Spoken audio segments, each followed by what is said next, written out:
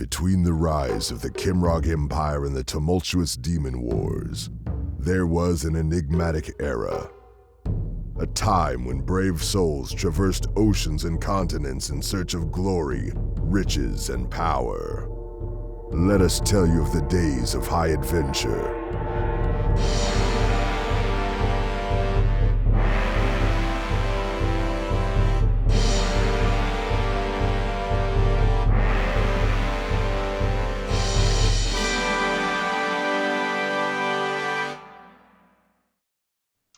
Hello, and welcome to a very special installment of High Adventure.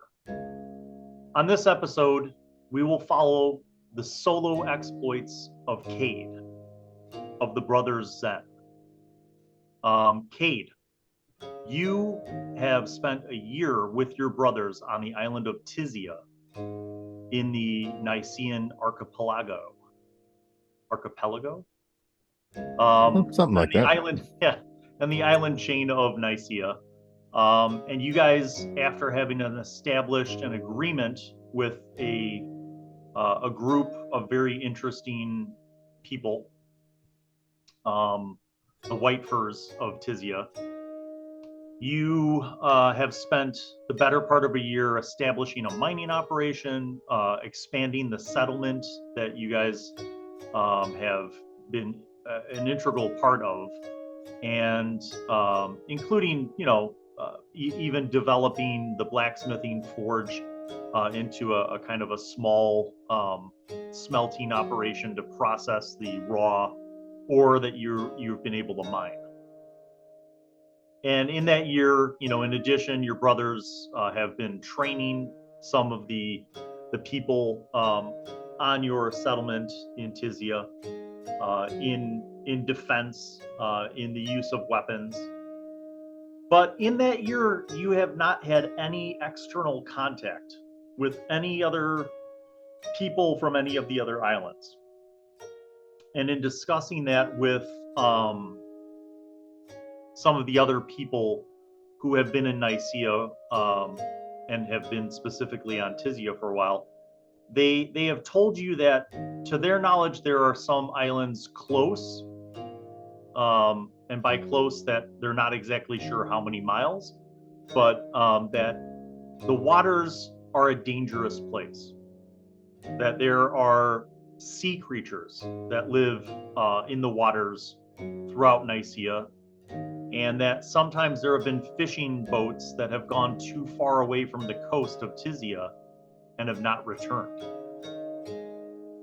They also say that there are pirates throughout this region who will raid villages, who will raid fishing boats, that they have been fortunate not to have been noticed by those pirates, perhaps specifically because they've stayed along this eastern side of Nisia, but that they have seen and heard of pirates. They tell you that they believe that there is an island to the northwest and to the north, but that there are larger islands with more established settlements and even towns further into the Nisian region. And over time, this has given you kind of this burning curiosity. Because unlike everyone else on this island, you are not simply bound to travel the seas by ship. And you have already utilized your ability to transform into a dolphin to explore, at least around the perimeter of the island.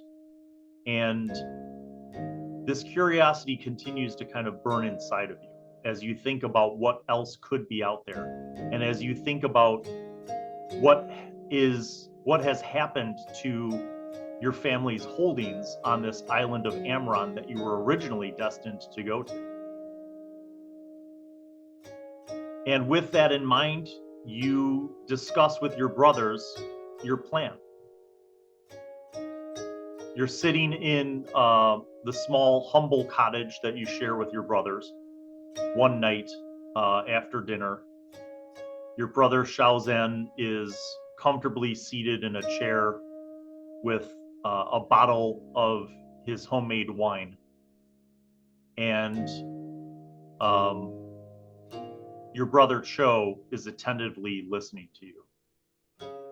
And Cho speaks up and says, "Brother, tell us what it is that you seek to do." My brothers, I seek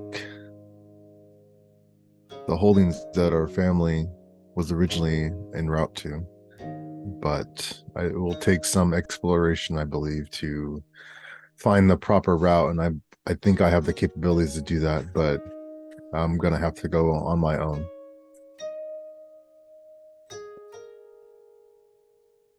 Cho says, "Brother, this seems like a very dangerous endeavor. Not knowing what lies beyond the vicinity of this island. One thing that we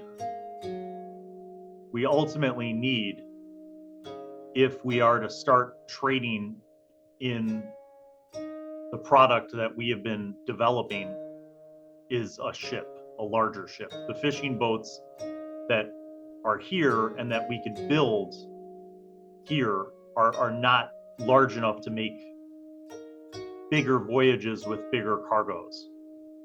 If you are indeed to go and explore this place, you should, in addition to seeking more information about Amron, you should aspire to find out if there are any towns or cities where ships are being built with harbors and ports and dry docks where shipwrights are capable of building ships. Yes. This is something that would benefit our community, to be sure, and ultimately expand our ability to trade. And he looks at Shao, and Shao nods. And Cho says, "We will stay here. But we expect that you will return." Return, I shall. I'll just look after things here and protect Mother. Indeed. So you kind of gather the supplies that you have, and at dawn the next morning, you make your way over to the very small harbor, and you transform yourself into a dolphin, knowing only that you are to go northwest or north. Those are the two closest islands in the direction of Amron, but not knowing what lies at either of those islands. You only know by talk that Amron is on the northern end of the island chain, and you believe that you are in the southeastern end of Nisia. So do you want to go northwest or north? I'll go northwest for this first leg. Okay. So you begin in your dolphin form to swim around to the north end of Tisia, an area that you already are familiar with, having scouted in dolphin form, scouted the perimeter. And you kind of surface for a moment, you get your bearings, you see the mountains, actually. You see the mountains where your mining operations are from the north end of the island. And from there, you begin heading northwest. You swim for about 5 miles. And it is at that point that I want you to make a perception plus nature check. Ooh, perception plus nature using the new system. That's right. So you have 4 dice. 3. Yeah, okay. Yeah, no, perception 3, nature 3. So I'm that's sorry, 6. I was looking at the wrong one. You have 6 dice. I was like, wait a second. I was looking at your precision. 1, 3, 6, 10, 12, 16. Oh, easily. As you're swimming, I'm going to say, you're maintaining like a depth of maybe 30 feet. So you clearly see like the sun, on the surface above. Mm-hmm. You occasionally surface, get your air, go back down.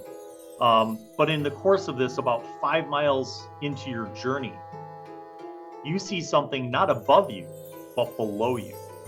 Oh no. And about 150 feet down, below where you are, Mm-hmm. see what looks like the wreckage of a ship. Oh. I swim up to the surface, take a breath of fresh air, and I go to investigate. Okay. You start to swim down, kind of carefully heading down towards this shipwreck.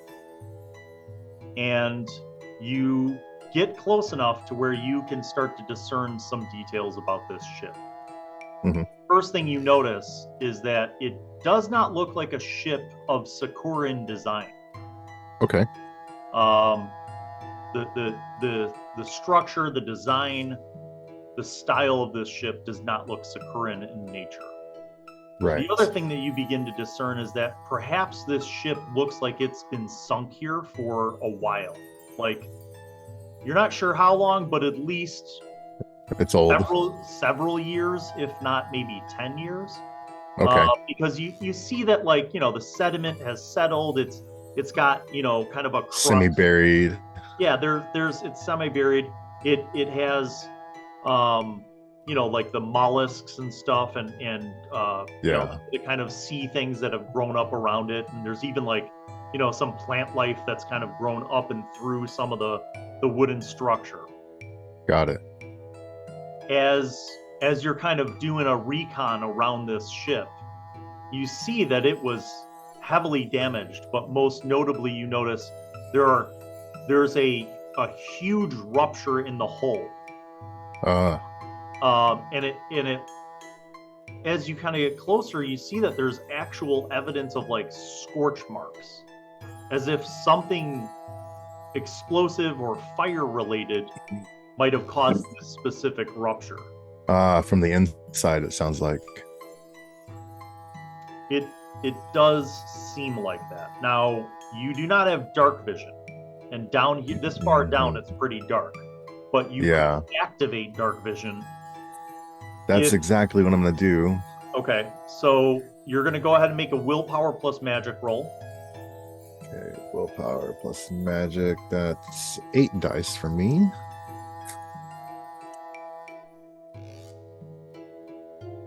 Okay, that's 3, 6, 8, 12, 15, 22. Good lord. All right, so 8d8. Yes, because dark vision is in fact one of your spells, right? Yes. The difficulty for that was only 8. You absolutely decimated that challenge with 4 steps over the requirement. So your dark vision is able to extend for 60 feet, but it will last you for 8 hours. Nice. As you kind of focus your qua, and by the way, that is a 4 qua consumable. Consumable spell. So you focus your qua and you basically activate dark vision. And now, as you're looking through, you see this hole that's definitely large enough for you to swim through. Mm-hmm.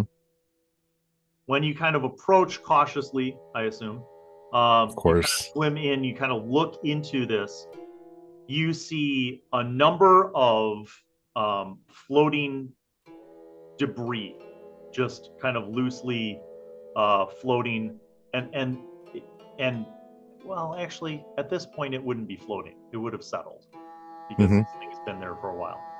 You see broken wood, like shattered, splintered wood. Some of it seems to be from the hull, but some of it almost as if it was like from cargo. And you see like broken barrels and crates just torn open and torn asunder. What you don't see is any valuable cargo. You, as you kind of swim through and over and you're looking into these barrels and looking into these crates, it looks like all of the whatever was in these contents, and I'm talking about dozens of crates, whatever was in these things was all clearly taken.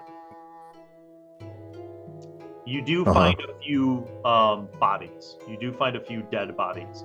Okay. And they are so, I mean, they're it looks like, you know, sea creatures over time have like nibbled away at the flesh. So mostly skeletal with some kind of like rotten flesh on some of them still, but not enough of their features remain to determine their ethnicity. Like you can't really tell. No identifying. The one thing that you were able to kind of discern, though, is that some of these bodies and even some of the debris left over as you kind of swim through this ship. Yeah. And you kind of go, you know, up the stairs and sort of down the cabins. You see, again, kind of furnishing and clothing that doesn't seem Sacuran in origin. It looks more like what some of the Iraqi people on Tizia would have worn. Okay. And you even see some weapons, very, you know, rusted iron weapons, but they're kind of like straight blades. They kind of look like what the people from Arakazine would have had. Make me, as you're exploring this, yes, make me a perception plus history roll. Okay. Only 3. No. Perception is 3. Plus history is 2. So that's 5.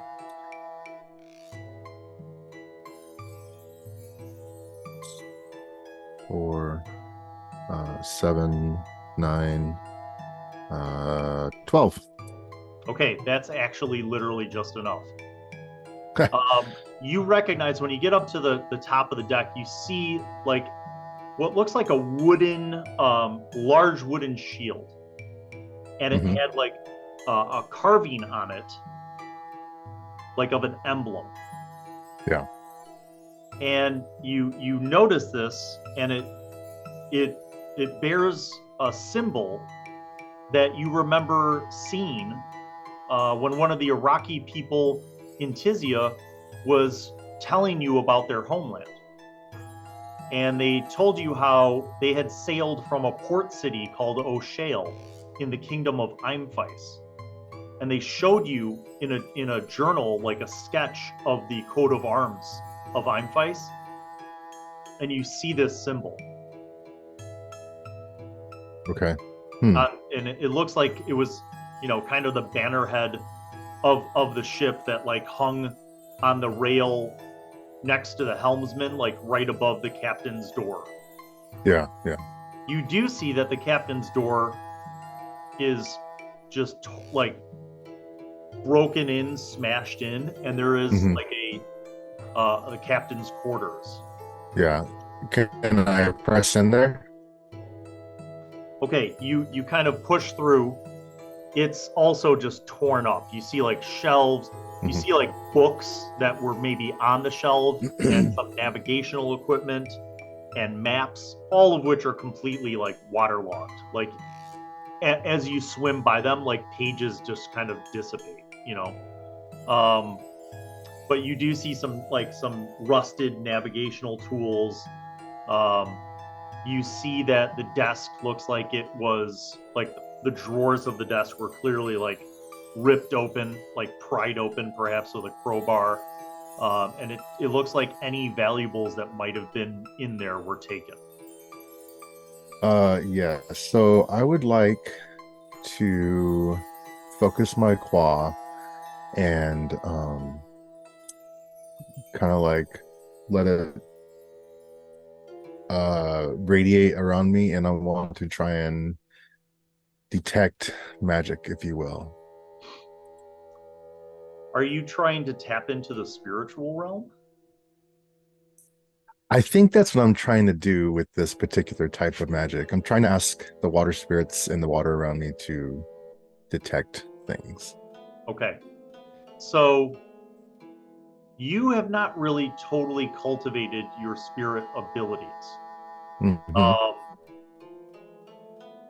But you feel like your knowledge of that might work here.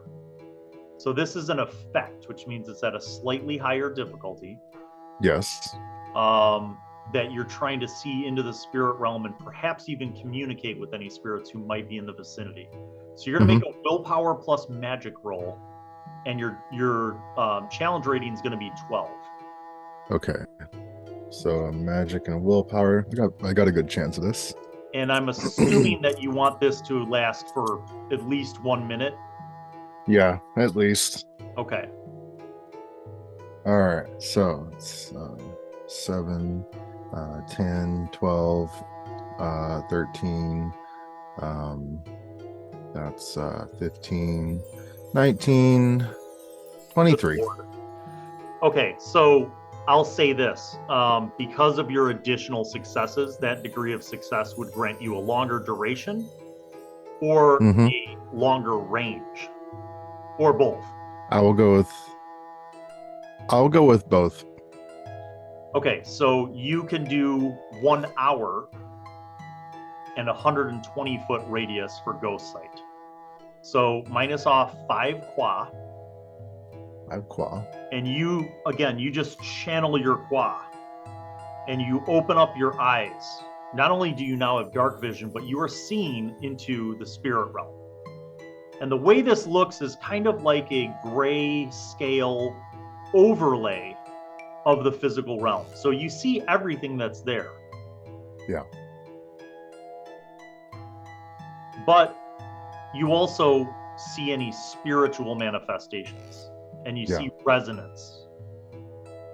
What you don't see in the captain's quarters are any spiritual manifestations. You turn around and you look out onto the ship, and you see multiple spirits, like a dozen spirits. And they appear as like kind of, spectral men, basically. And it's hard to discern like details about their faces or, what they're wearing, but they kind of have spectral forms. But one thing is certain to you, they don't look like Sacurans. They look more like Iraqis and maybe some of the other ethnic groups from Arakazine. Right. And they're all kind of like standing around on the deck. I'm gonna swim out there and kind of like study them. I get all this information you just gave me as I study, and then I don't know if Ghost Sight grants me this particular capability, but I want to try and communicate with one of them. Well, at the level that you cast it, at level 2, you can. You have limited communication. You go up to one of them, and it turns and it actually looks at you, and it kind of does like cocks its head almost out of curiosity. I kind of cock my dolphin head back, and then I don't know how I communicate in Ghost Sight, but I try to ask, "Who are you?" The ghost looks at you and it says, "My name is Gunderson. I was a sailor on board this vessel."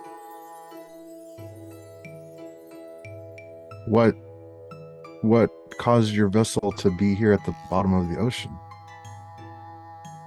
We were attacked by pirates. An onslaught.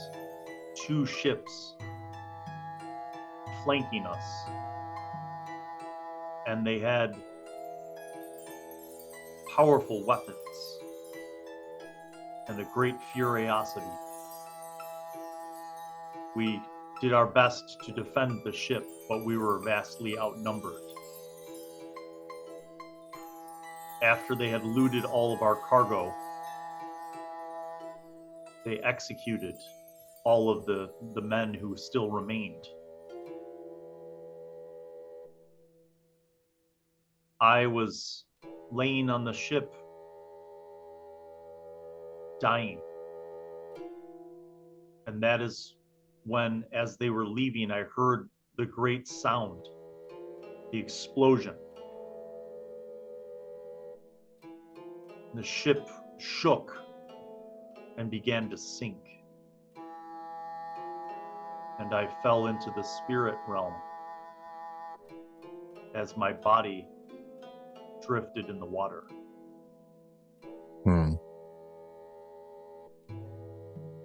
That is a sad tale.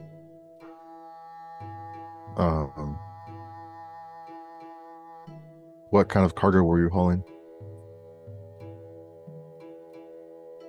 We were carrying shipments of provisions and tools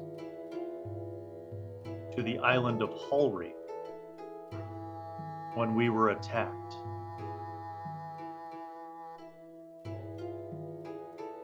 Have I heard of that island? You have not heard of that island. Oh, Halry. Okay.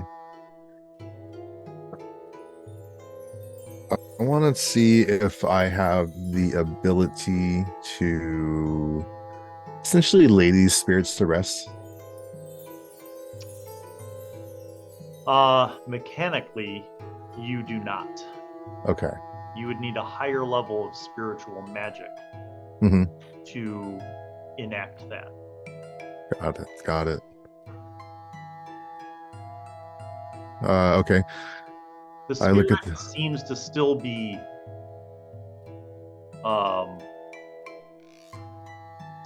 engaged with you. Yes. And you see, as he's engaged with you, another spirit kind of drifts over and looks at you and says, "Are you one of them? I'm not one of the pirates who sunk our ship?" No. You look like them. Dolphins took your ship down? I'm in dolphin form. You are in dolphin form, that's correct, but that's not what he said. He looks at you and he says, "Not a dolphin. Sacurans. Pirates." Sacurans? How long have you been down here?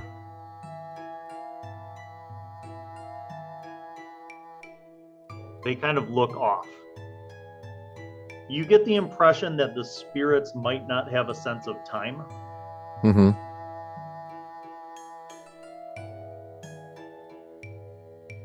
I am Sacuran, but I am no pirate. The ships which attacked us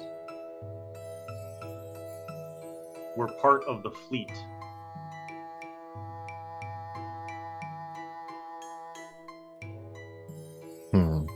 Admiral Guanzu of the Red Sun. Now, is that a name I recognize? Therein lies the question. Make me a perception plus history roll. Perception plus history, that's 5. 1, 2, 3, 4, 5, 6, 7. All right. Let's see, that's 5, 7, 8, 9. You don't recognize that name. Oh my. But I mean, it sounds like a Sacuran name, but you don't recognize it. That's strange. Because I feel like Cade he might not be like super well learned of like military matters, but he is of a house, a minor noble house, so he might have some information. That is valid. Which is causing Cade a little bit of concern in itself. And now another thought comes to mind. Cade's wondering, like, this ship was attacked by Sacurans and then took their valuables. But on our ship, he recalls there were actually no valuables besides their personal belongings and the gold that they were carrying, but there was only iron in those boxes that were marked for the other family that was that they were cooperating with. He was wondering, now he's thinking perhaps they were a diversion ship of some sort. Like they were just sent out by themselves with no real valuables under that pretense, and then perhaps they were just left out to be a diversion for something else to get by. As you are thinking this, the spirits continue to kind of look at you.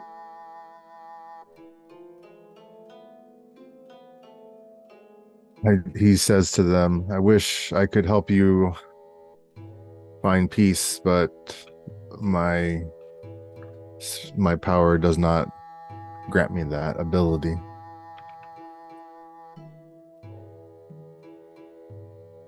So I will we would seek, the first one speaks to you and he says, we would seek justice. Justice would put us at rest. Our families never found out what happened to our ship.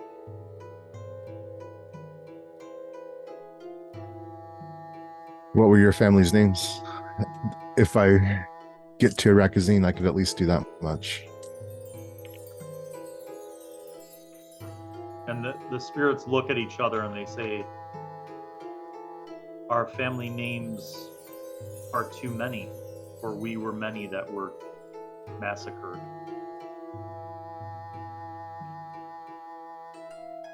But our ship was the Silver Moon. It sailed out of O'Shale from the kingdom of Eimphis. We were bringing supplies and tools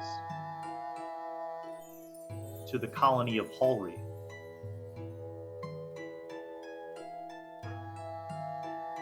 I will remember and relay that information.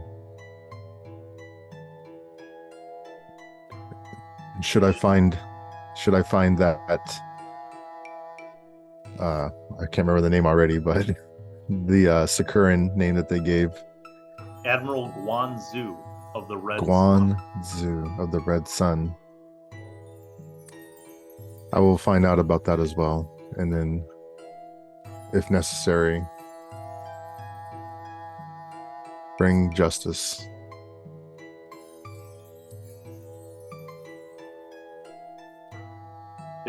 They kind of nod, and then you notice they drift off and kind of reset to their original positions, sort of staring off into the waters at the depth.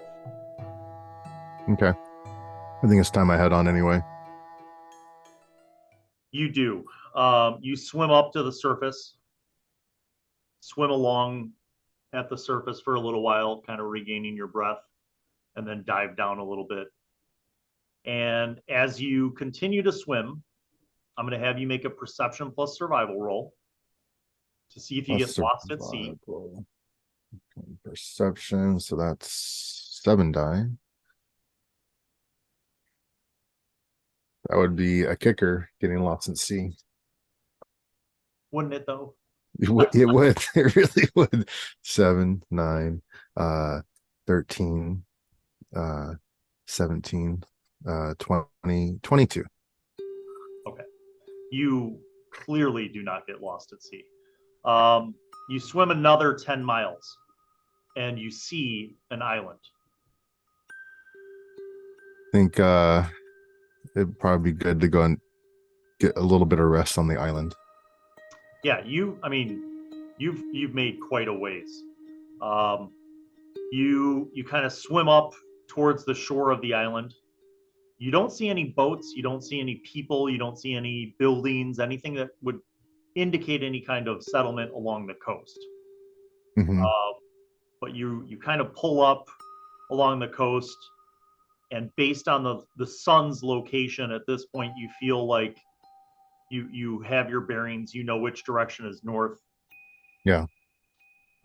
You emerge onto the coast. You transform back into yourself, and you're standing on a rocky shore. The rocky shore extends for a few hundred yards onto kind of a sandy area that's also a little bit rocky, and then inclines up into kind of a grassy expanse. But in the distance, you see kind of a dense forest. Okay. So you could go inland, like towards the forest, or you could just walk along the shore, heading west and see where that leads you.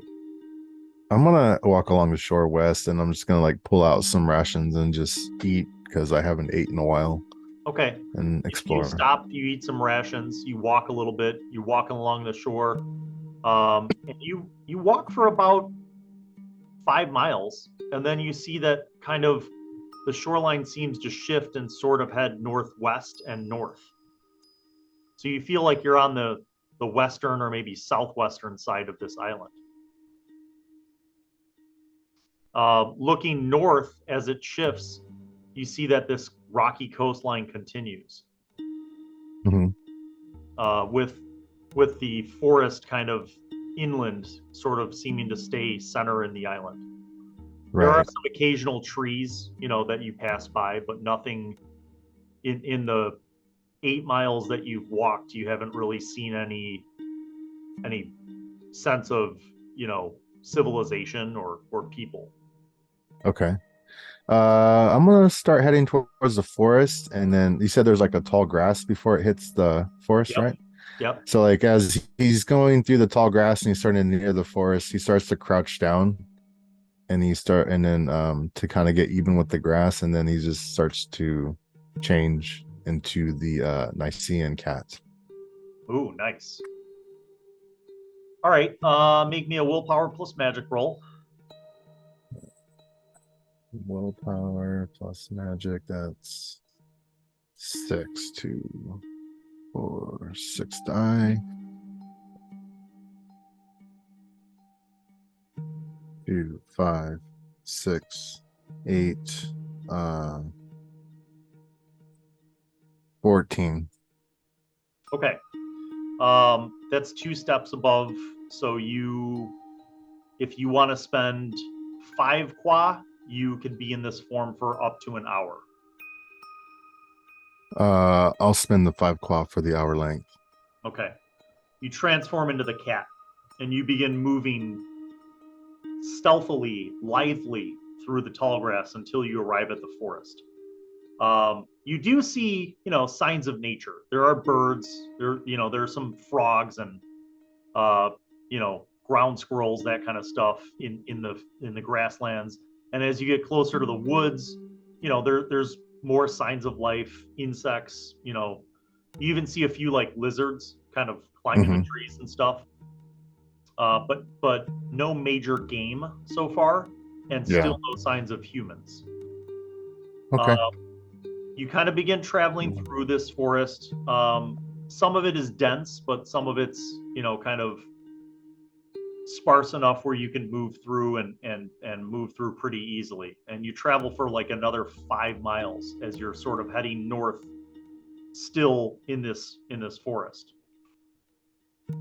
You come to a certain point where you see like a creek, and it's a freshwater creek kind of running through the forest. And you sort of follow that northwest for another mile or two until you see a pond, and you see a camp. Ooh. At the edge of the pond, kind of across where you come out of the forest clearing, you're kind of lurking down low and kind of looking around trees in your cat form. And you see across the pond, it looks like there's a camp. You see about 4 tents. You don't see any campfire, and you don't see any people. But you do see a few barrels and about 6 wooden crates and what looks like maybe a path that looks like it's been cut heading west. Okay. I will stealthily go investigate the camp. Okay. You kind of go around through the forest, stealthily approaching. You see the camp looks like it's been there for a while, maybe a few weeks, maybe a few months. Okay. The tents are pretty worn. The wooden frames for the tents look like they were tree limbs that were probably cut from some adjacent trees. You see like a stone ring, and you know the remains of what might have been a campfire, but it doesn't look like it's recent. And then you see that there is indeed a path that looks like it was cut through the forest. You see like some tree stumps, and the path seems to head west. I didn't see any people inside the tents. You don't.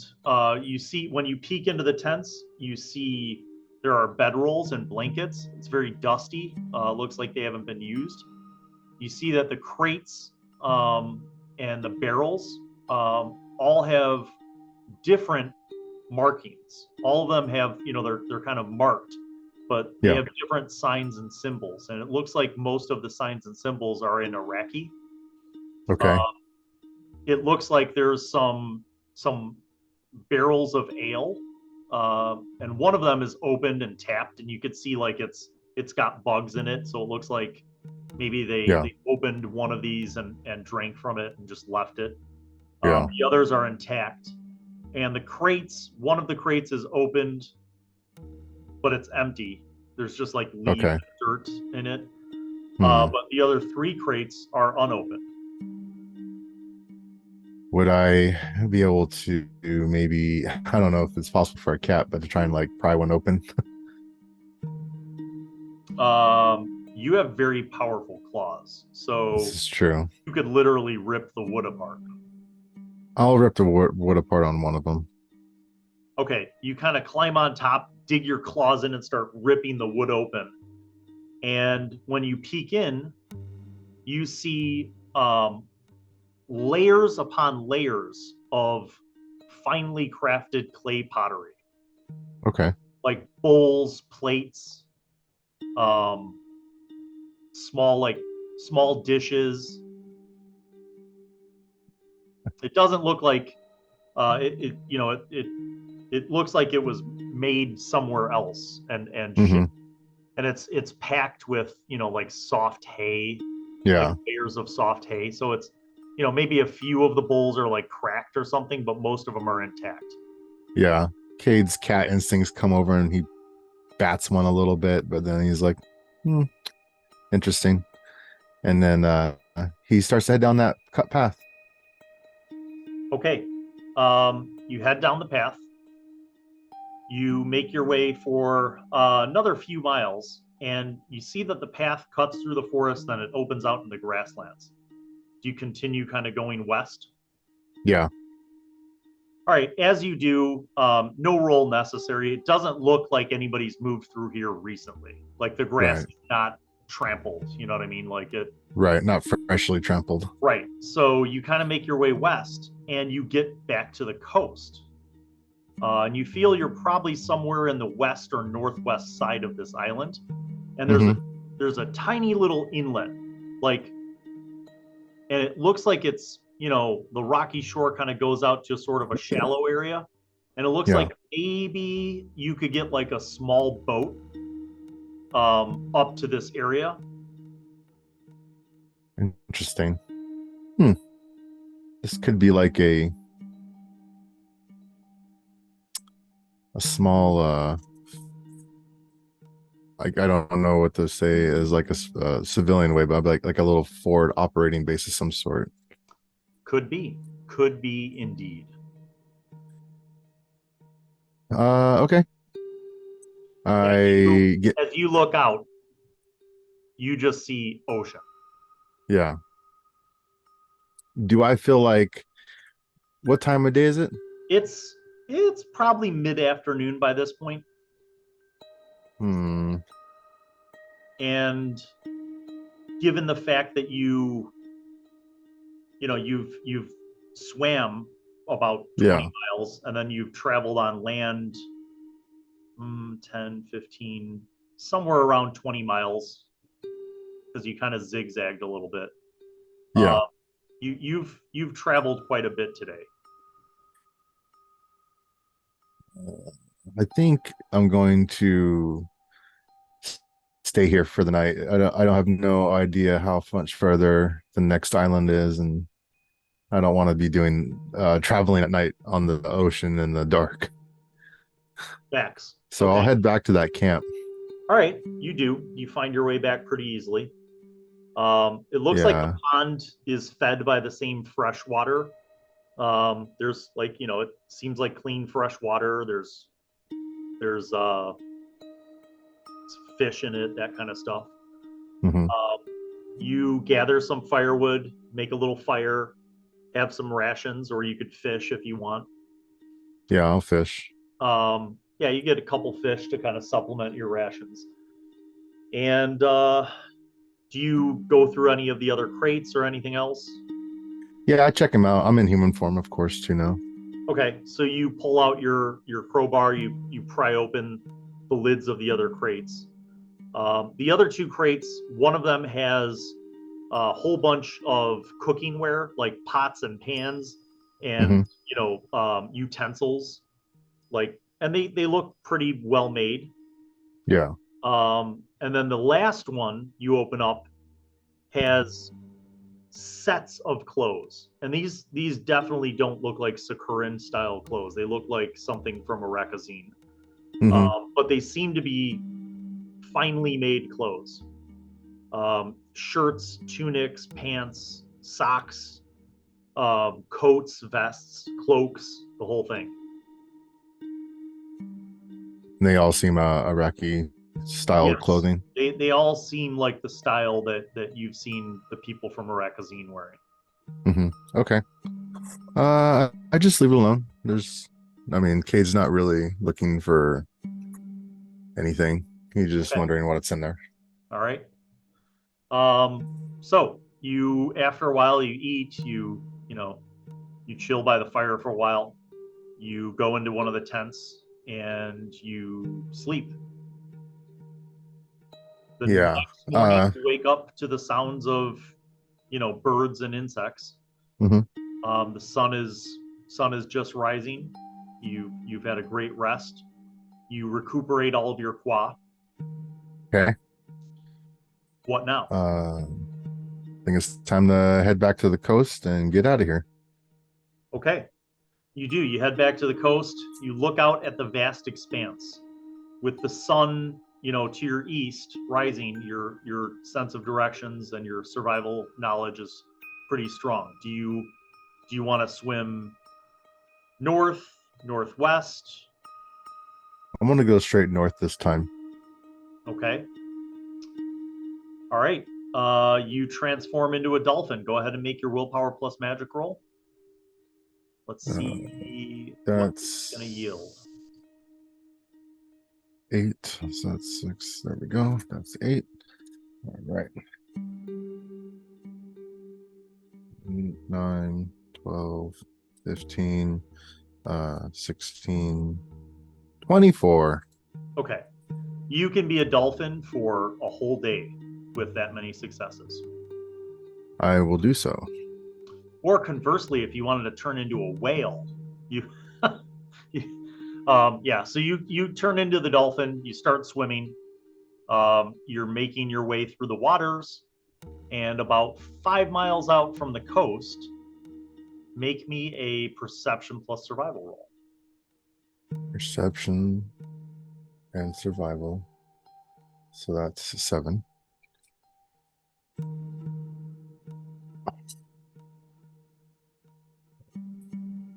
7, 8, 11, 12, 14, 16. Good enough. You are in the open sea. You don't see any ships. You do pass by many fish. You even see a few other dolphins. The dolphins seem to be swimming northwest. Okay. You continue north. Yes, sir. Okay. You swim another 5 miles. Roll a d4. Roll a single D4. That's a 3. Okay. After 10 miles,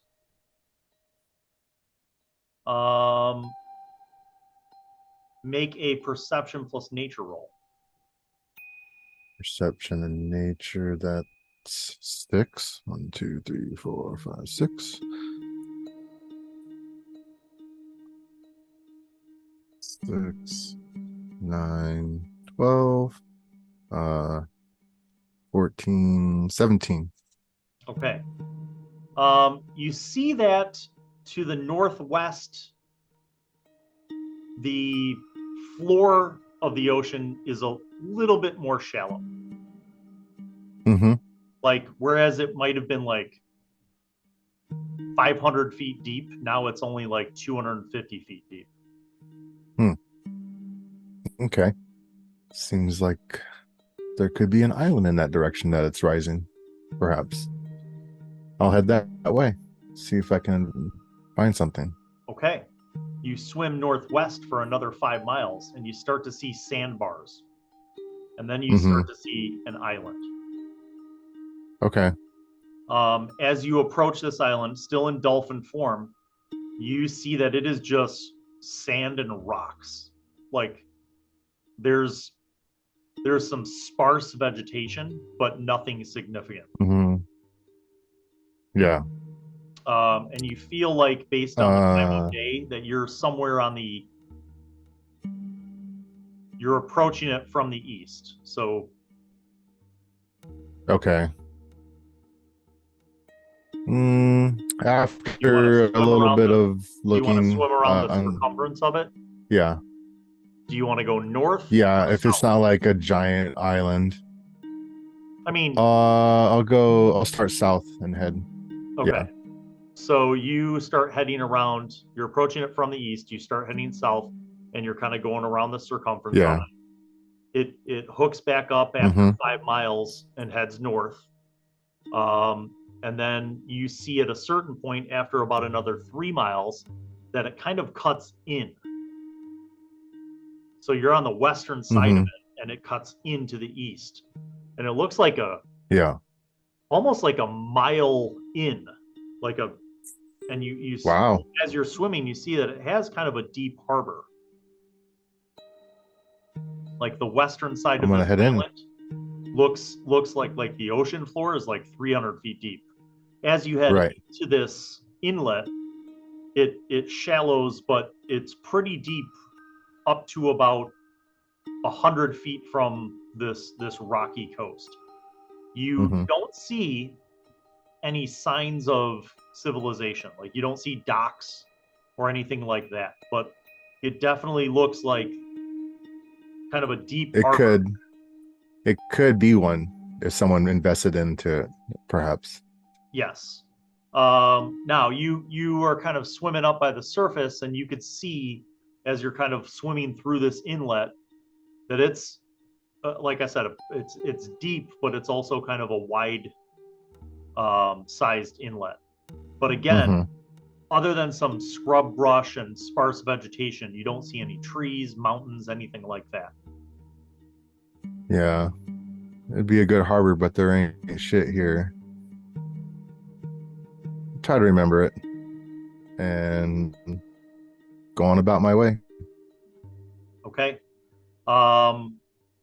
As you're in this harbor, you don't see any signs of like any other islands. So it's basically, as you look out away from this harbor, you see open expanse of ocean. Okay. What time is it? Like, still, is it about midday or something like that? Yeah, it's about midday. Yeah, I'm gonna go ahead and head on out. I'm gonna try and hit the next island or anything that I hit. Okay. Are you swimming? So you're on the western side of this island. Are you swimming west? Are you gonna go north? I mean, So I'll swim. Huh? I would say that given your survival skill and the success of your checks, you know that since you left Tizia, you've been more or less heading northwest because Yeah. the Iraqi people on Tizia told you that to their knowledge, Amron was north and west of Tizia. Yeah, I've been kind of like, yeah, I went northwest the first day, and then I kind of went north today. I'm kind of like trying to like go out of the angle, but not like severely like west. But I'll head northwest today, or for Okay. this next part. You start to swim out, and you swim for another 10 miles. Actually, no, don't make a roll. Okay. At this point, you actually see a ship as you're swimming. Oh. It is not a huge ship. It's bigger than a fishing boat. Okay. It's definitely a ship, but it's not like a huge ship. Okay. And it looks like it is maybe of a style that was from Arakazine. It kind of has a similar construction to the sunken ship that you saw. Yeah, I want to go check it out. Okay, it is sailing west. So you follow it.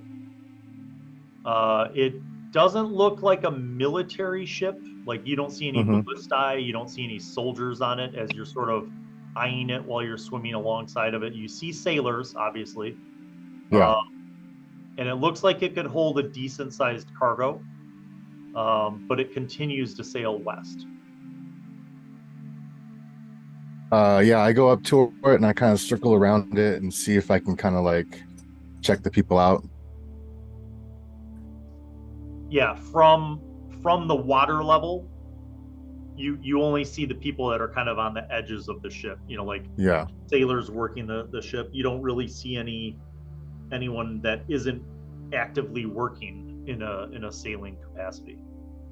Yeah, like I'll do some big jumps. They have the complexion of people from Arakazine. Like some of them are a little more fair skinned with like brown hair or black hair. Some of them are a little more tan looking.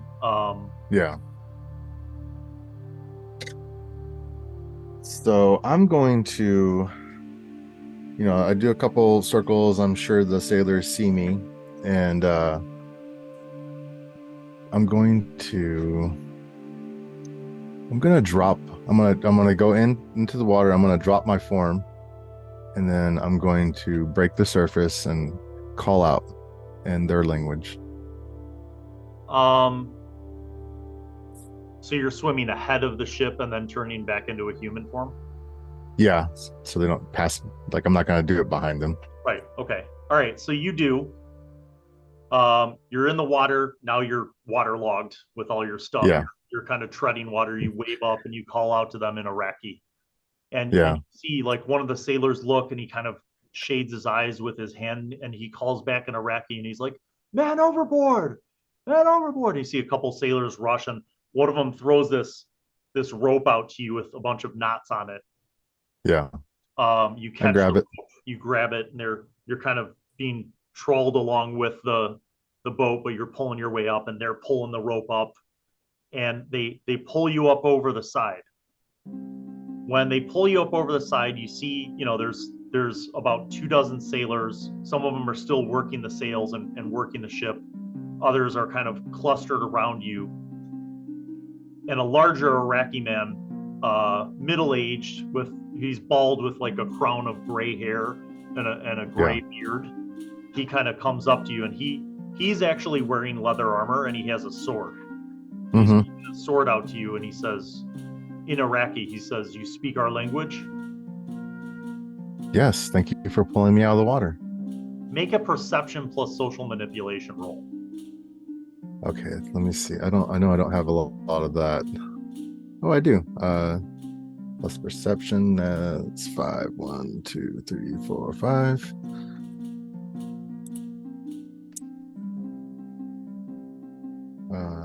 6, 8, 11. What's this other one? 15. Okay, that's good enough for you to notice that these crew members seem suspicious and also kind of a little bit on alert. And Of course. the quartermaster, who you assume is the quartermaster, the man with the armor and the sword, also looks very alert. And he says, "What are you doing this far out?" He says, I put my hands across your kind this far north. It's a pirate who was cast off of his ship, but you don't look like one of them. Yeah, I put my hands up, showing I have nothing, and I understand your suspicion and anxiety, but I assure you I am no pirate. I am Sacuran, of course, but I am on my own, exploring and looking for my end goal is to find the island of Amron. You notice that they're kind of like looking at each other and murmuring to each other. The quartermaster's like, "You're quite a ways from Amron." I suspected as much. Where did you come from and how did you get here? Approximately a year ago, I was on a Sacuran ship bound for Amron with my family and others. And unfortunately, we encountered a massive sea creature. And I described the sea creature to them. And our ship was wrecked. Some of us survived. And after some tribulations, we made it to an island called Nisia. And you see, when you say Nisia, some of them like murmur, and they're like, you overhear them murmuring. They're like, "I didn't know there was Sacurans on Nisia." And then he says, the quartermaster says, "So you are not affiliated with any of the admirals?" No. There are Sacurans on Nisia. Just the ones that survived. We were shipwrecked there. He says, "Come with me. I think the captain would like to speak with you." And, Okay. and he looks at the other men and he's like, "You all get back to work. Back to work. Keep your eyes open." And they all nod and kind of go back. He leads you across the deck towards the rear of the ship, and you see a door, and he knocks on the door and he says, "Captain, there's a man here who I think you'd like to speak with. He's a Sacuran. He says he's from Nisia." And you hear a voice say, "Send him in." And it sounds like a female voice. Okay. And he opens the door, and sure enough, you see inside of this humble captain's quarters, you see a middle-aged woman with like blonde hair, kind of cropped at the neck, sort of medium length cropped at the neck. Yeah. She's wearing leather armor, and she has a short sword at her side, and she stands up and she says, "Welcome aboard. Come on in, have a seat." She says, "Thank you," and I have a seat. She says, "Thank you, quartermaster." And the older man turns and kind of does like a bow and closes the door. She looks at you and she says, "I'm Captain Alicia. What is your name?" I'm called Cade. "Cade. That is an interesting name. Your family is from Sacura?" Correct. "And how is it that you came to be here?" I recount the same story I told the quartermaster. Okay. As you share the story of your voyage from Sacura to Nisia, and you get to the part about the ship being demolished by a sea creature, you can tell that it has an impact on her. She kind of shudders and she says, I share a very similar story. When I was a girl, my father was a sea captain. We traveled from the eastern coast, from the ancient kingdoms of Arakazine to Nisia. As we approached our destination at the island of Naku, our ship was destroyed by a great sea creature at night. My family and some of the passengers survived, but my father went down with the ship.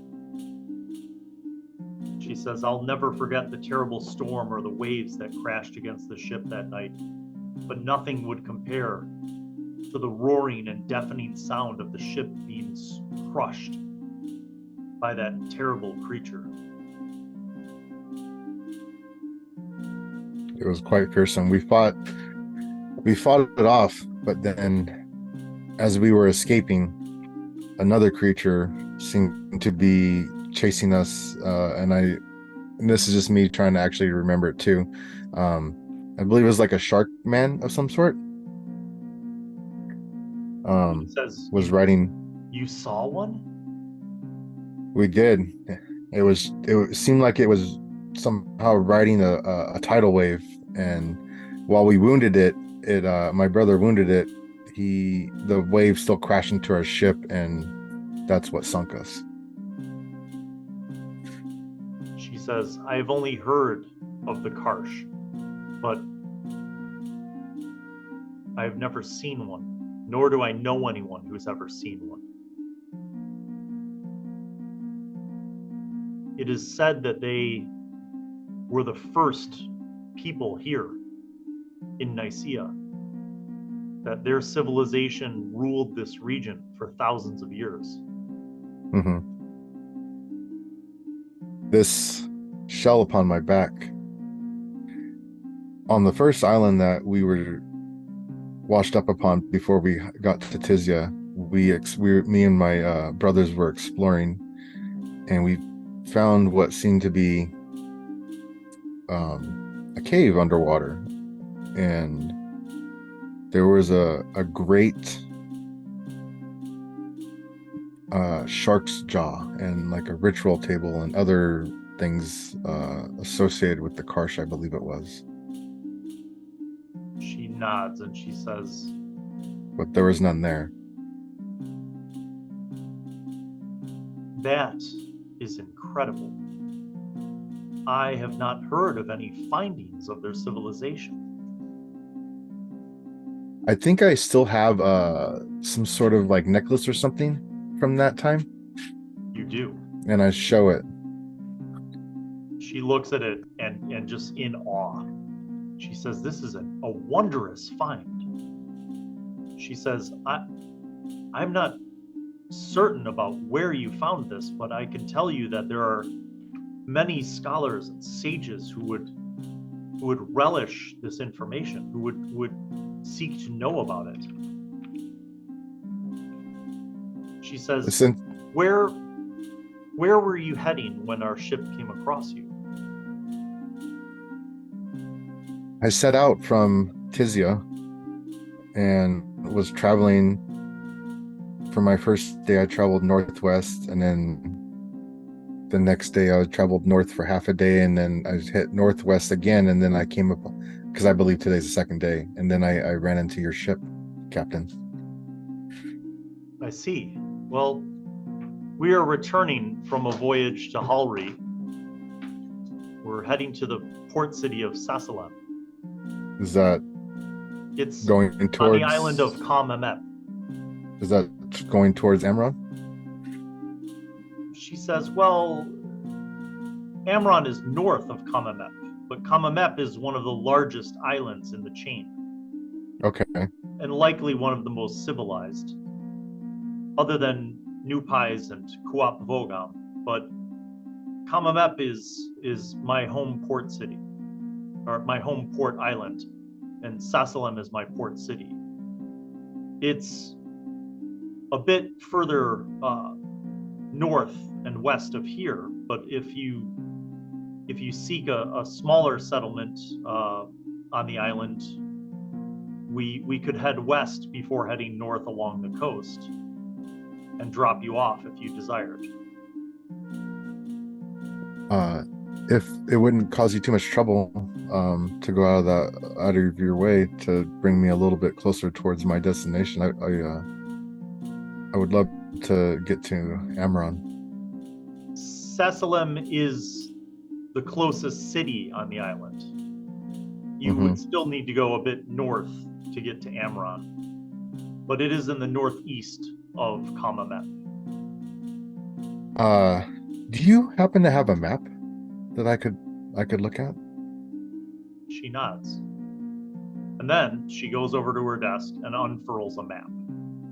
And for the first time, Cade, you see a map. Her map has a number of large islands and small islands with names above them. You see references now, and you see on this map Amron, Tizia, Hulri, Kamamet, Kuap Vogam, Nupais, Efa, Naku, Yaru, Kigzis, the twins, Sencha. You see another area between Kamamep and Kigzis that says the Dread Strait, with a number of unlabeled islands. And it's actually the unlabeled islands that is the most surprising to you, because there are many in the region depicted on her map. Okay. But you do see Amron, and you see she points to Sacilem on the northeastern side of Kamamep, and she says, that's where we're heading. And then her finger drifts ever so slightly, only a couple inches up, to Amron. She says, if you seek passage to Amron, you will find it in Sacilem. For the first time in over a year, Cade just, he almost like he feels like he's seeing the light at the end of the tunnel. And he just has like a sense of euphoria and relief that the destination, he can see it now, technically speaking.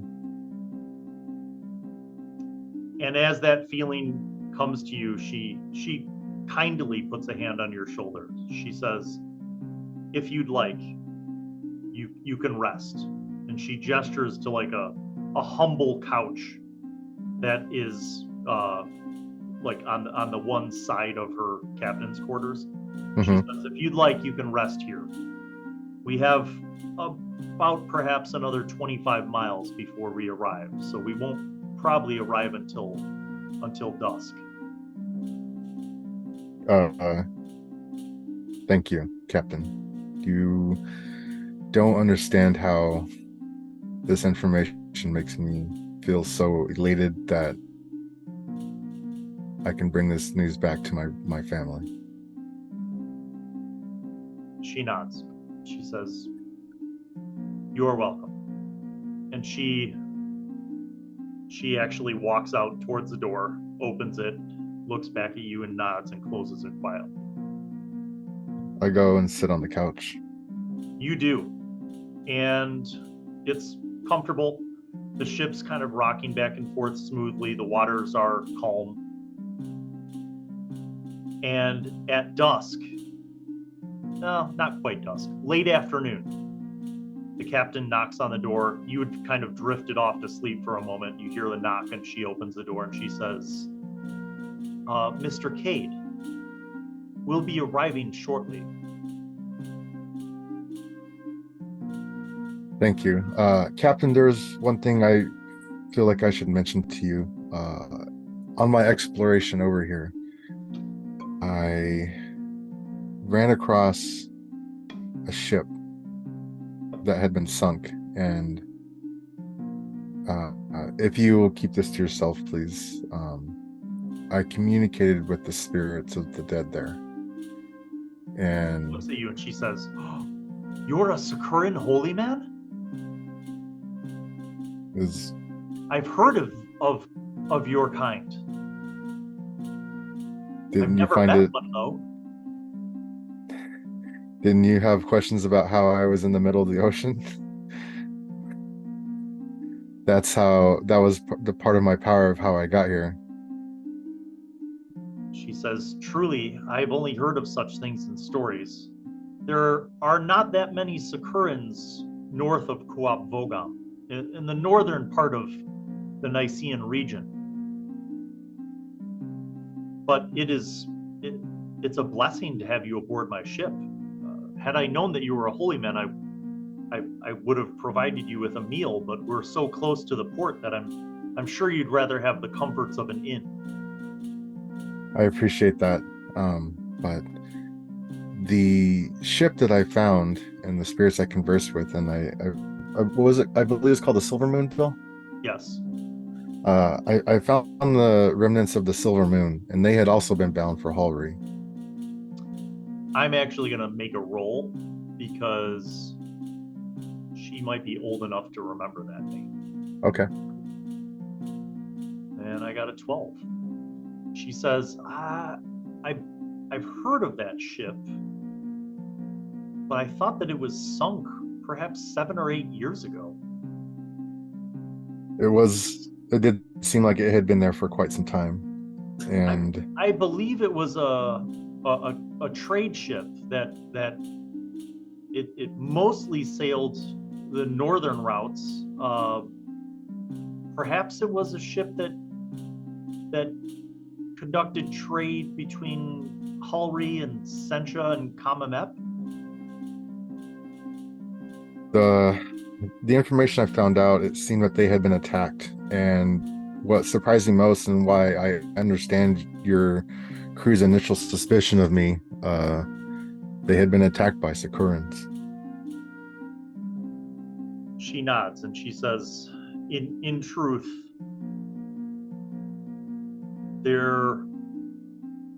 she says, are you familiar with the admirals of Kuop Vogam?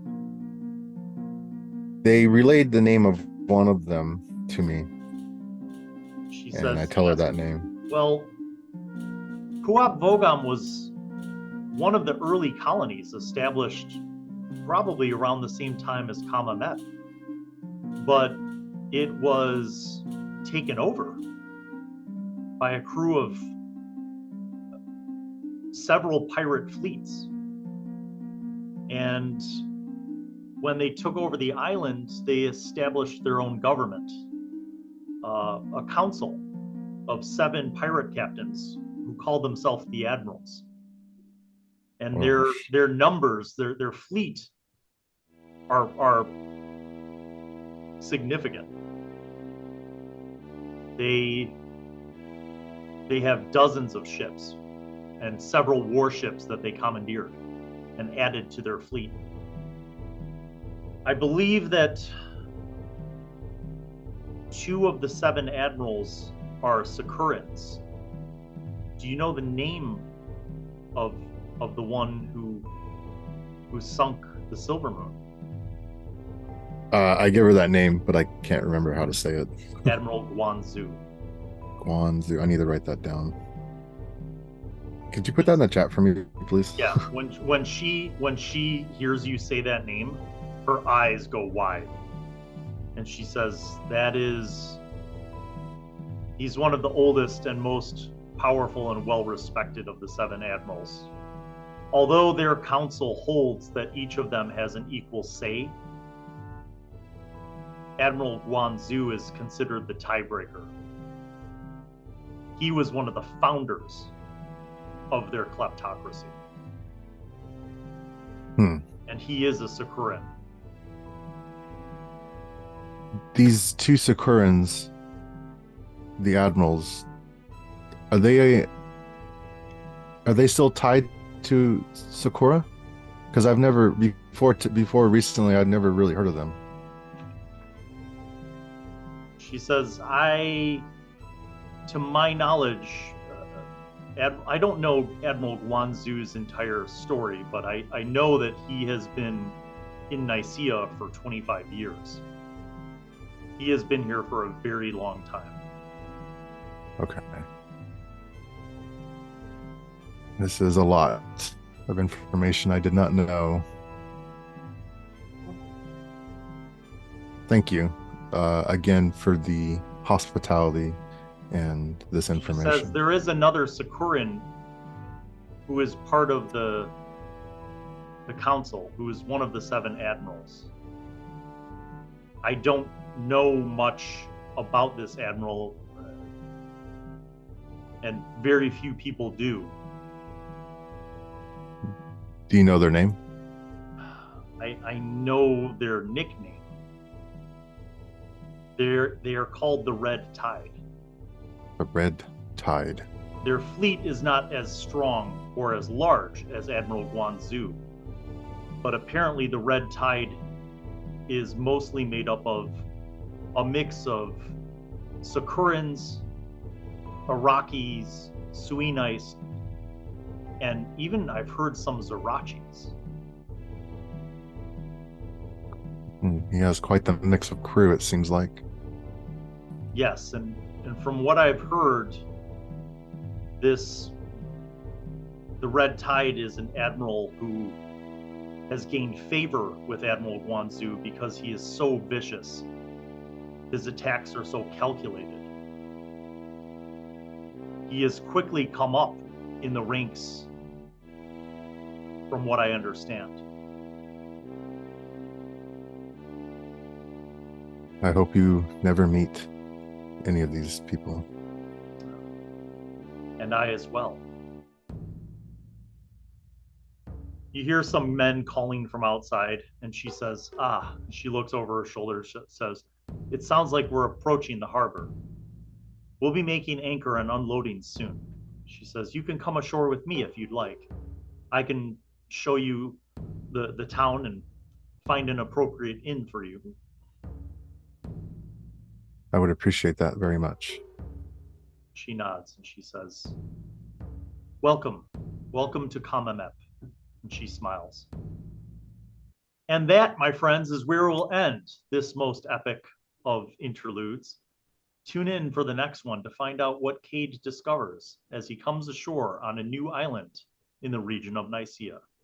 We shall Yeah. see you. We'll see you on the next episode, everybody. Peace out. Peace.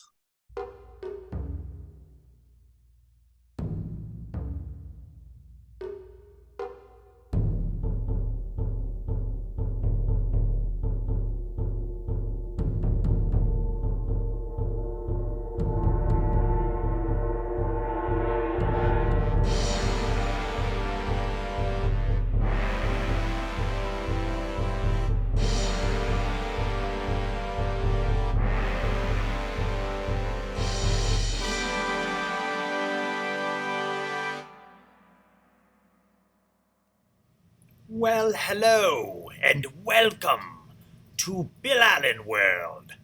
I am Wizzy, the Wizard. I'm back once again to remind you to subscribe and click on the notifications button, and also watch videos that are over there. Tune in to the next episode of whatever show you were just watching, and watch other shows featuring Bill. He made me say that, because he's a narcissist. Okay, bye.